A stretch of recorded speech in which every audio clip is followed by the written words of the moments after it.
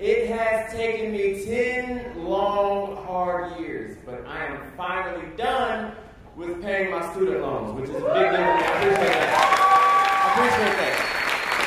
10 years. I mean, I still owe them tons of money. I'm just done paying these people. Like, that's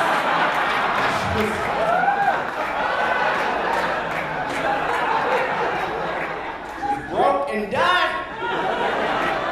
This is my payment plan. Call me all you want. I'm not answering the phone.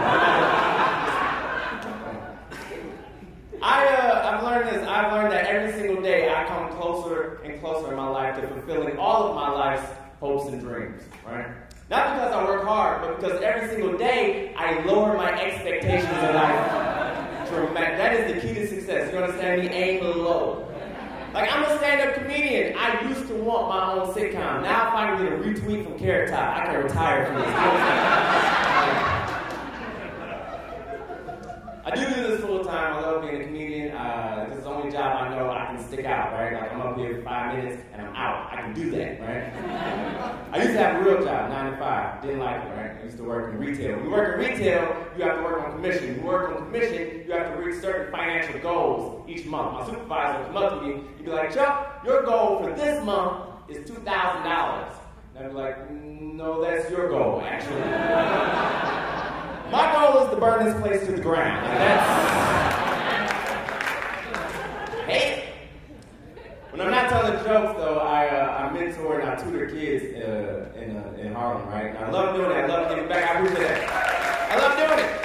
This is what I learned working with kids. I don't know if anybody has kids or works with kids, but this is what I learned. You are always thinking one of two things when you work or have kids, right? You are always either thinking, I will do any and everything in my power to keep this kid from hurt or harm, right? Or you're thinking, it's going to take everything in my power to keep me from hurting and harming this kid.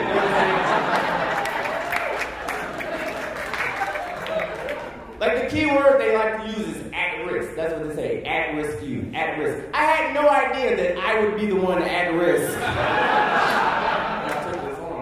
I got into it with a 10-year-old, Trevor, right? That Trevor is knuckle deep in his nose, right? Knuckle deep. Then he pulls out something so disgusting, I can't even describe it in the human language, right? Then he starts walking towards me,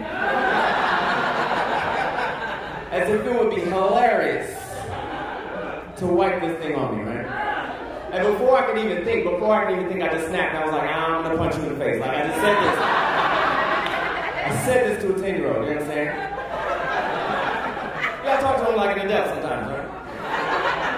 My supervisor sees me from the corner. He goes, Chuck, time out, come over here. Look, you can't go around threatening to punch 10-year-olds in the face. That's not what we do.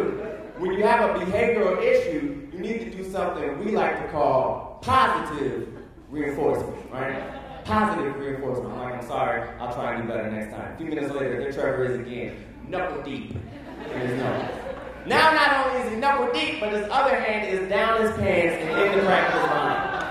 He pulls out both hands and starts walking towards me, as if in a Michael Jackson video.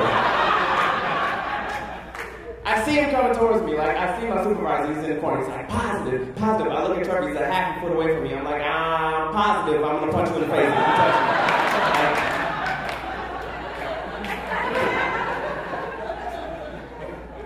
Just the other day, my supervisor was like, Chuck, man, the kids love you, they really love you, but I need to ask you a very important question. I'm like, go ahead. He goes, are you able to identify the symptoms of a child who's been physically abused by his parents? I'm like, of course. They're the ones behaving, right?